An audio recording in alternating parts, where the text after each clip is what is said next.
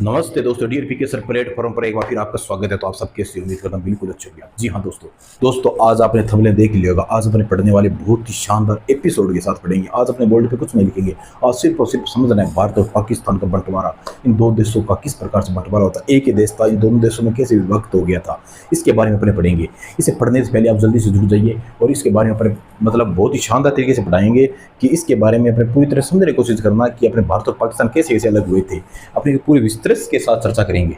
ठीक है दोस्तों बात है 15 अगस्त 1947 का दिन था। भारत और अंग्रेजों से आज़ादी मिल गई थी अपने को, लेकिन जाते जाते अंग्रेजों ने एक ऐसा ज्वाला भड़का गए थे जिसकी लपटों से घर आज भी महसूस किए जा सकती है। जहां कुछ लोग देश की आज़ादी का जश्न मना रहे थे, वही बंटवारे का दर्द सेक रहे थे, क्योंकि आज़ादी से ठीक पहले दिन पहले पूर्व देश के दो हिस्सों में बंट गया था।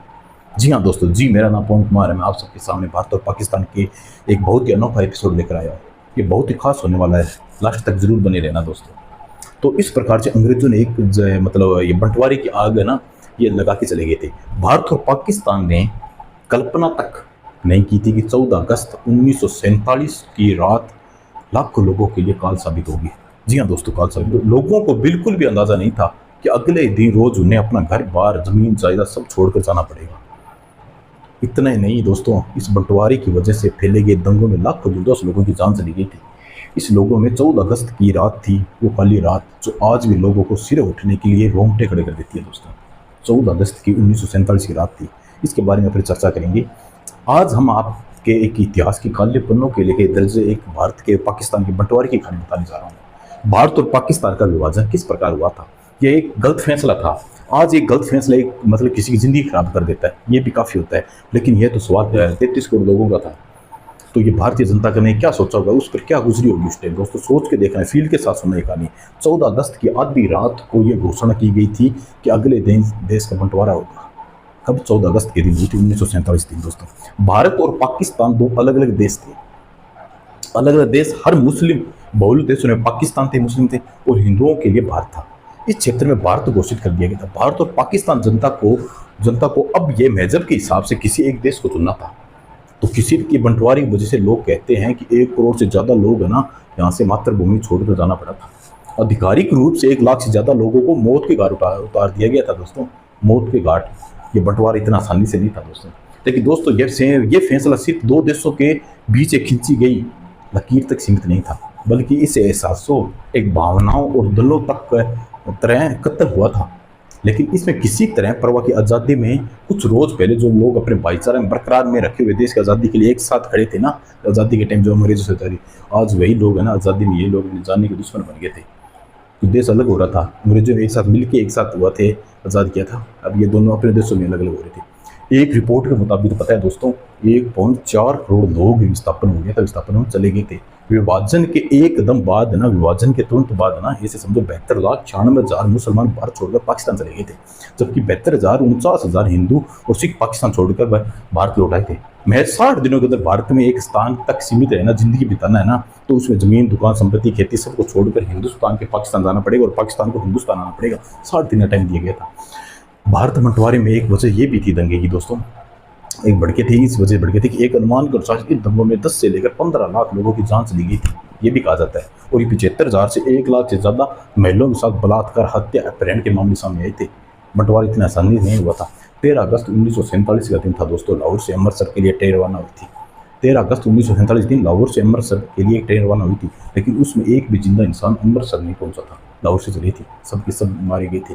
ट्रेन में सवार होने से पहले कई सिख और हिंदुओं ने कत्लेआम कर दिया गया था, मार दिया गया था। ट्रेन खून से भरी हुई आई थी अपने भारत के अंदर। जब पंजाब बंटारे की आग में चल रहा था, इस बंटवारे में आग में चल रहा था, दिल्ली से एक ट्रेन जाती है काम पाकिस्तान। उसके अंदर कौन होता है दिल्ली से ट्रेन के अंदर? उसके अंदर पाकिस्तान में जाने वाले एक अफसर होते हैं, उनके कर्मचारी होते हैं, उनका परिवार भी होता है।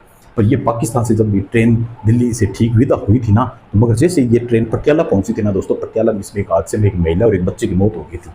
जब इस बात की खबर ये कराची और लाहौर तक मिली थी ना कि हमारे बंदे को, किसी बच्चे को या महिला को मार दिया गया था, उन्हें अमृतसर वाली एक ट्रेन आ रही थी वहीं से, तो उस पाकिस्तान से है ना जो अमृतसर के लिए रवाना हुई थी, पाकिस्तान से अमृतसर के लिए रवाना हुई थी, उसमें से जिंदा इंसान एक भी नहीं आया था।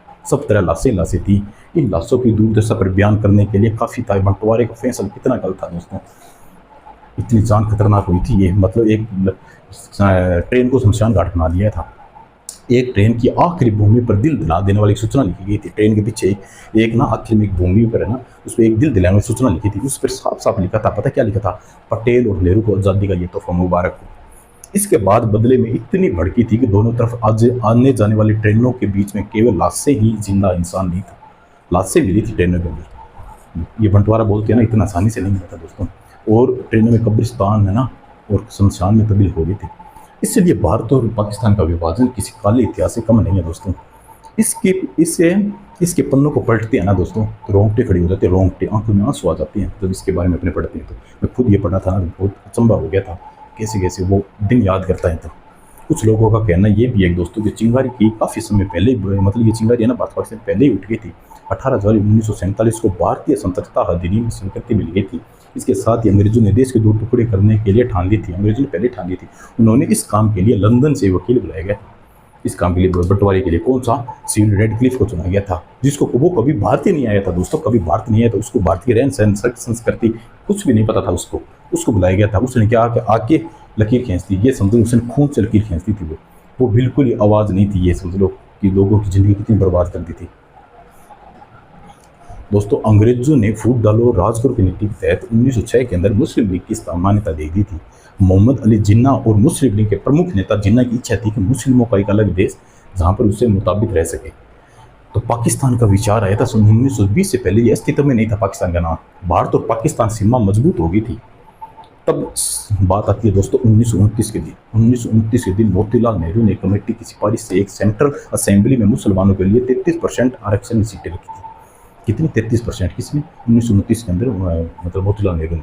कांग्रेस ने उस समय भले ही कमेटी का सिफारिश नकार दिया गया था, लेकिन उसका असर आगे तक देखने को मिला था दोस्तों। 1900 बंटवारा उस टाइम इसके आधार बनाकर 1938 तक आते आते जिन्ना था ना मुसलमान, उसे मुस्लिम अकेला परवता बन गए थे। वह अकेले ही उनकी मांगों के लिए जोरदार तरीके से उठा रहे थे आवाज़। यही बातें बताई जा रही थी कि जिन्ना भारत का प्रधानमंत्री बनना चाहता था, लेकिन उन्होंने पाकिस्तान का निर्माण मांग की, जहाँ से वह आराम से प्रधानमंत्री बन सके। यहाँ नेहरू जी थे। वहीं यहाँ एक साइड दूसरा विश्व युद्ध चल रहा था दोस्तों।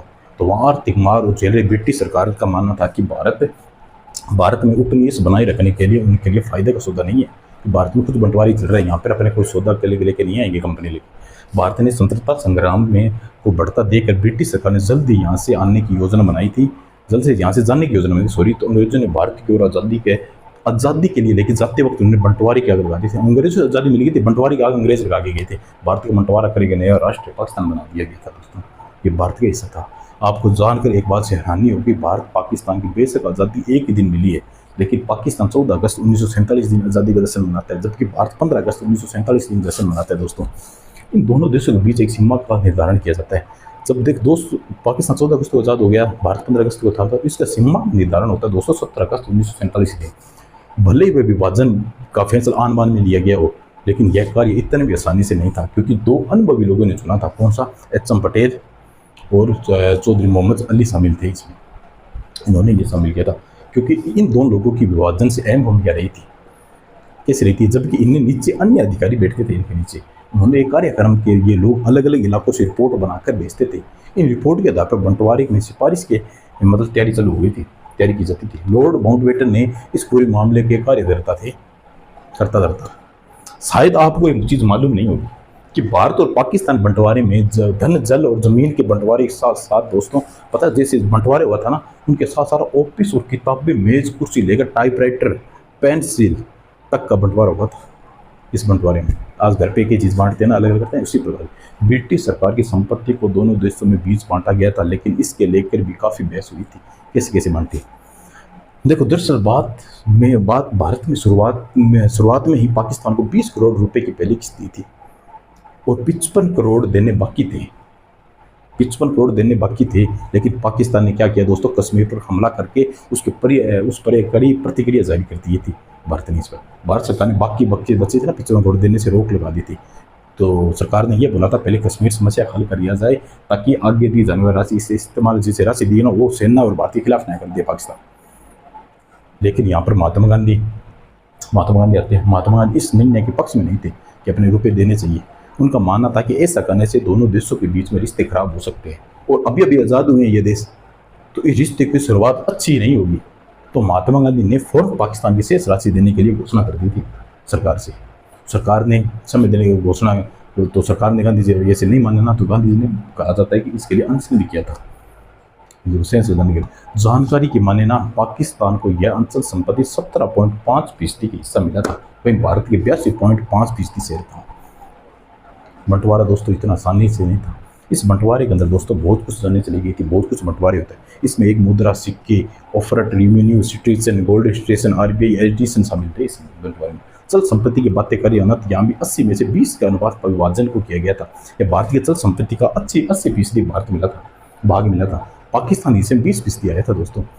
संपत्ति, वस्तु और सरकारी टेबल, कुर्सियों और यहाँ तक स्टेशनरी और लाइट बिल, यहाँ तक पॉइंट्स और बोल्टिंग पेपर शामिल थे। आपको सुनकर एक चीज़ से अचंभा होगा दोस्तों कि सरकारी पुस्तकालय में जो पुस्तकें थी ना, उसके बीच में विभाजित हुआ था, उसका भी बंटवारा हुआ था दोस्तों, उसका भी बंटवारा हुआ था। बंटवारे के अंदर हर चीज़ सेम की गई थी। अब बात आ गई थी रेलवे पर, और रेलवे और सड़क का विभाजन किस प्रकार हुआ था। रेलवे और सड़क का विभाजन की संपत्ति दोनों देशों के रेलवे और सड़कों के हिसाब से बंटवारा किया गया था। यहाँ खैर इस बात के बंटवारे के फैसले से हंसते खेलते देश के लोगों के बीच नफरत के बीज बोए गए आज तक कायम है दोस्तों। ये नफरत के बीज थे दोस्तों। इसके बारे में आपकी क्या राय है, नीचे कमेंट सेक्शन में जरूर बताना दोस्तों। और अगर इस वीडियो को आपने कुछ नया जानने को सीखा है ना, तो वो भी जरूर बनाना। अगर आपको इंटरेस्टिंग लगे ना, तो प्लीज़ वीडियो लाइक और शेयर जरूर करना, और अपने फ्रेंड और फैमिली से जरूर शेयर करना। यदि आप इस चैनल पर प्लीज़ नए हो ना, तो आपको सब पता है, लाइक और चैनल को सब्सक्राइब नोटिफिकेशन जरूर कर लेना। और तब तक के लिए बाय दोस्तों, मिलते हैं अपने अलग एपिसोड के साथ।